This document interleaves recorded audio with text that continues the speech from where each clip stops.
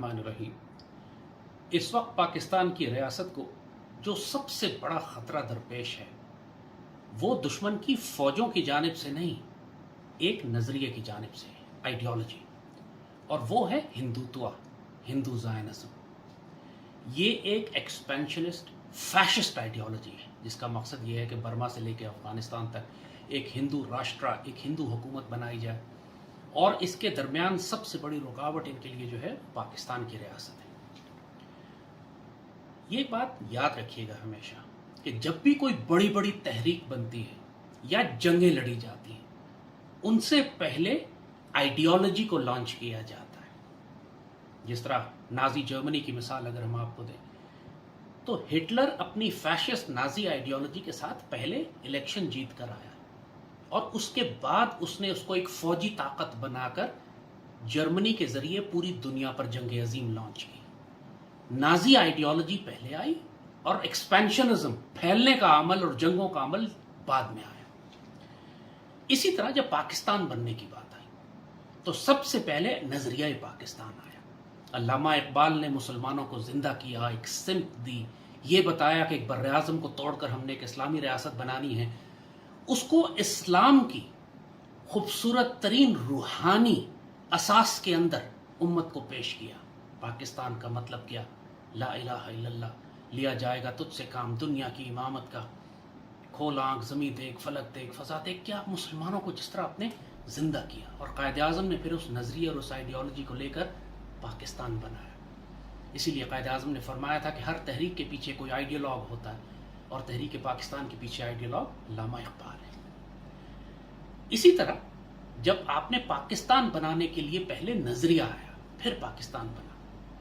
اب یہی بات آپ کو سمجھنے کی ضرورت ہے کہ جب ایک ایکسپینشنسٹ ریلیجس ایکسٹریمسٹ آئیڈیالوجی آپ کے مقابلے پر آ رہی ہے تو اس کا مقابلہ کرنے کے لیے صرف آپ کو فوجیں لے کر نہیں آنی، آپ نے ایک کاؤنٹر نیریٹو بھی بلڈ کرنا ہے، آپ نے ایک نظریہ بھی بلڈ کرنا ہے۔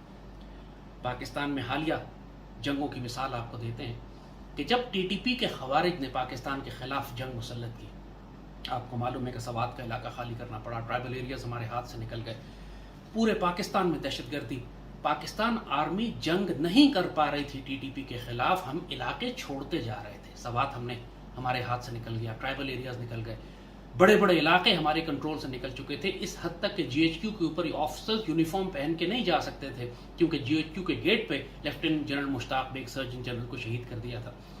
جی ایچ کیو پر حملے ہوئے، I S I headquarters پر حملے ہوئے، ایکچولی پاکستان جنگ ہار چکا تھا۔ جب آفیسر یونیفارم پہن کے جی ایچ کیو میں نہ جا سکیں تو اس کے بعد کیا رہ جاتا ہے؟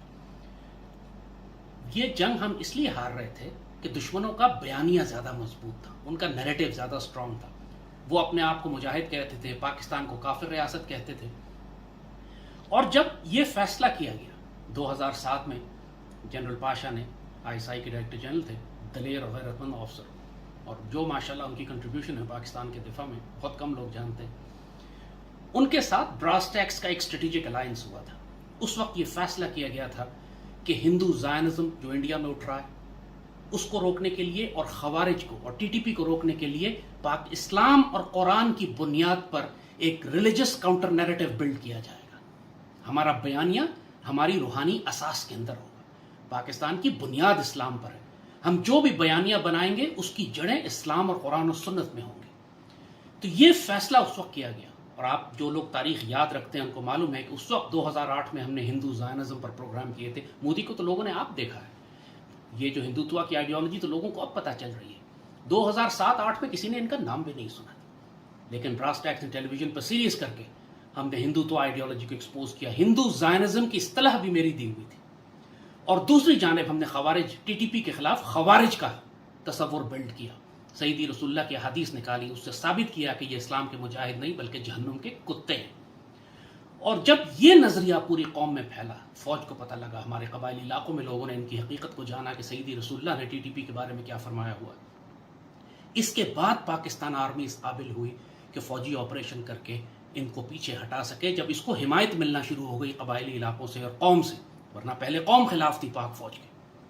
جب ہم اپنی فوج کی قربانیاں یاد کرتے ہیں، بڑی جدوجہد کر کے اور قربانیاں دے کر ہم نے اتنے شہداء دے کر اپنے علاقے آزاد کرائے ہیں، یہ کبھی نہ بھولیے گا کہ پاک فوج کبھی بھی یہ آپریشنز نہیں کر سکتی تھی, کامیابیاں نہیں لے سکتی تھی, اگر ہم بیانیے کی جنگ میں, نیریٹو کی جنگ میں سب سے پہلے ٹی ٹی پی کو شکست نہ دیتے. یہ مائن فیلڈ جو پہلے بارودی سرنگ بچھی ہوئی تھی ہماری قوم کے رستے میں, اس بارودی سرنگ کو بیانیے کی جنگ میں شکست دی گئی. پہلے ہم نے ان کو ٹی وی پہ ڈسٹروائے کیا, نیریٹو میں ڈسٹروائے کیا, ان کے بیانیے کو تباہ کیا, ان کو مورل ہائی گراؤنڈ سے اتار کر جہنم کے گڑھے میں گرایا. جب یہ ذلیل و رسوا ہو گئے قوم میں, اس کے بعد پاک فوج نے جا کر ان کو تباہ و برباد کیا. اسی طرح اب جب بھارت کے خلاف ہم بات کرتے ہیں تو بھارت کی جتنی جنگی تیاریاں اس وقت ہو رہی ہیں وہ نظر آ رہا ہے سب کو کہ ایک بہت بڑی جنگ کی تیاری ہے. وہ بالا کوٹ کی طرح کے بمباری کر کے بھاگ نہیں جائیں گے, وہ پاکستان کے علاقوں پر قبضہ کرنا چاہتے ہیں, میسو انویژن. لیکن یہ سب کچھ ایک آئیڈیالوجی کے نیچے ہو رہا ہے, اور وہ ہے ہندوتوا. پچھلے دنوں پرائم منسٹر عمران خان نے بھی یہ بات کی کہ ہم تو ہندوستان سے امن کی بات کرنا چاہتے تھے, لیکن رستے میں ہندوتوا کی آئیڈیالوجی آ گئی. ایگزیکٹلی. اور یہ آئیڈیالوجی اب کبھی پیچھے نہیں ہٹے گی, یہ آگے بڑھے گی. اس کا کام ہے, جس طرح جرمنی کا کام تھا اس وقت فیشسٹ آئیڈیالوجی تھی کہ پوری دنیا پہ, یورپ پہ, رشیا پہ اس نے حملہ کر کے جنگ عظیم برپا کر دی, یہی ہندوتوا کرے گی. سونر اور لیٹر آپ اس پہ بحث کر سکتے ہیں کہ کل کرے, 6 مہینے بعد کرے, 1 سال بعد کرے, لیکن اس پر بحث نہیں کر سکتے کہ یہ کرے گی یا نہیں کرے گی. اور جب اس ہندوتوا آئیڈیالوجی کے خلاف آپ نے اپنی قوم کو اکٹھا کرنا ہے تو آپ کا ریاستی بیانیہ کیا ہوگا؟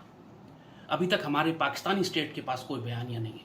ایک جنرل نیریٹو ہے پاکستانی اسٹیٹ کا, یہ فیصلہ کیا گیا کہ ہندوتوا کی ایکسٹریمسٹ آئیڈیالوجی کے مقابلے پر ہم کوئی کاؤنٹر ایکسٹریمسٹ ریلیجس آئیڈیالوجی نہیں دیں گے, اور ہم صرف ماڈریٹ سافٹ امیج پیش کریں گے پاکستان کا, اور ہو سکتا ہے وہ افیکٹو نہ ہو, لیکن بہت لمبے عرصے میں جا کے کہیں نہ کہیں ہندوتوا کو وہ پیچھے ہٹانے میں کامیاب ہو جائے گا. This is silly, this is stupid, dangerous, in fact suicidal. ممکن نہیں ہے. جب تک آپ ہندوتوا کے مقابلے پر ایک مضبوط اسلامی بیانیہ جو کہ ہمارے دین میں جس کی بنیادیں ہیں اس کو لے کر نہیں اٹھیں گے, آپ ہندوتوا کا مقابلہ نہیں کر سکتے, اپنی قوم کو اکٹھے نہیں کر سکتے. ہماری پاکستانی ریاست, ہمارے سارے صوبوں کا مزاج, ان کی ثقافت, ان کی تہذیب, سب کچھ الگ ہے. ہمیں کیا چیز جوڑ کے رکھتی ہے؟ اسلام. ہم نے اسلام کی بنیاد پر یہ ملک بنایا تھا, اور اسی لیے جب تک کہ غزوہ ہند کی ڈاکٹرن ہماری نیشنل سیکیورٹی ڈاکٹرن نہیں بنتی, آپ ہندوتوا کا مقابلہ نہیں کر سکتے. پاکستانی ریاست ابھی بھی غزوہ ہند کا نام استعمال کرتے شرماتی ہے, جبکہ ہندوتوا کی ریاست نہیں شرما رہے. مودی اور اس کے سارے وزیر, اس کے جنرلز, اس کی ریاست, وہ تو کھل کے بات کر رہے ہیں ہندوتوا آئیڈیالوجی کی. ہم کیوں شرما رہے ہیں اپنے دین کو استعمال کرتے ہوئے, ڈپلوائے کرتے ہوئے؟ جو حکم ہے, جس کی بشارت ہے, جو ہمارے لیے اسپرچل اسٹرینتھ ہے, ہماری روحانی طاقت ہے ہماری, یہی بات اب بیان کرنے کی ہے کہ یہی وہ آئیڈیالوجی. اس وقت ہم صوبائیت میں تقسیم ہو گئے, قومیت میں, لسانیت میں, فرقہ واریت میں. ہمیں جو چیز اکٹھی کرے گی وہ ہمارا دشمن کرے گا, اور دشمن کے خلاف ہمیں ایک بیانیہ تیار کرنا ہے جو ہم سب کے لیے قابل قبول ہو, قرآن و سنت کی بنیاد پہ ہو, سیدی رسول اللہ کی احادیث کے مطابق ہو, اور ہماری ملٹری ڈاکٹرن ہو. صدیوں تک اسلامی سلطنتوں نے اسی طرح کیا. جتنے, چاہے وہ امید ہوں, چاہے عباسی ہوں, اس کے بعد عثمانی ہوں, سب نے اپنی ملٹری ڈاکٹرن سیدی رسول اللہ کی اس حدیث شریف پہ بنائی تھی کہ قسطنطنیہ لازماً فتح ہو جائے گا, اور جو امیر اس کو فتح کرے گا وہ جنتی ہوگا, جو فوج کرے گی جنتی. تو پاکستان کیوں اپنی ملٹری ڈاکٹرن غزوہ ہند کی حدیث پہ نہیں بناتا؟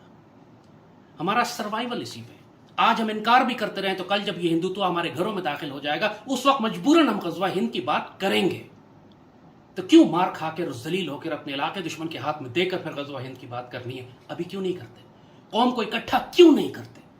یہی ہمارا, اور یہ اتنا پاورفل سائیکولوجیکل ویپن ہے ہمارے ہاتھ میں کہ جب ہندو سنتا ہے, ہندو زائنسٹ جب یہ سنتے ہیں غزوہ ہند کی بات, ان کی ٹانگیں کانپ جاتی ہیں, ان کے وجود کے پسینے چھوٹ جاتے ہیں, اس لیے کہ ہسٹری کا بیگیج ہے ان کے اوپر.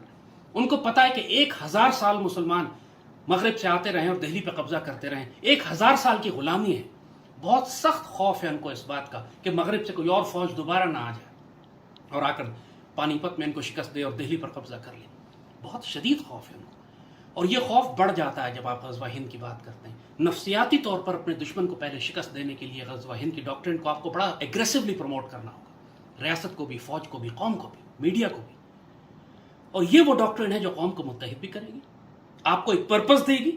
آپ ایک نیشنلسٹ لائن پہ یا سب نیشنلسٹ لائن پہ دشمن سے جنگ نہیں کریں گے. کوئی سافٹ نیریٹو بلڈ کرنے کی ضرورت نہیں ہے, پاسبلٹی نہیں ہے کہ آپ ایک سافٹ نیریٹو بلڈ کر کے ہندوتوا کی ہارڈ لائنر آئیڈیالوجی کا مقابلہ کر سکیں.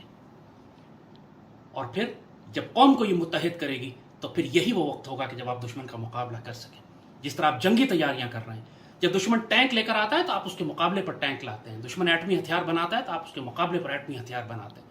جب دشمن ایک مذہبی، ایک ریڈیکل فیشسٹ آئیڈیالوجی کے ساتھ آ رہا ہے تو آپ اس کے مقابلے پہ ایک مضبوط فرم اسلامی نظریہ اور بیانیہ لے کر آتے ہیں.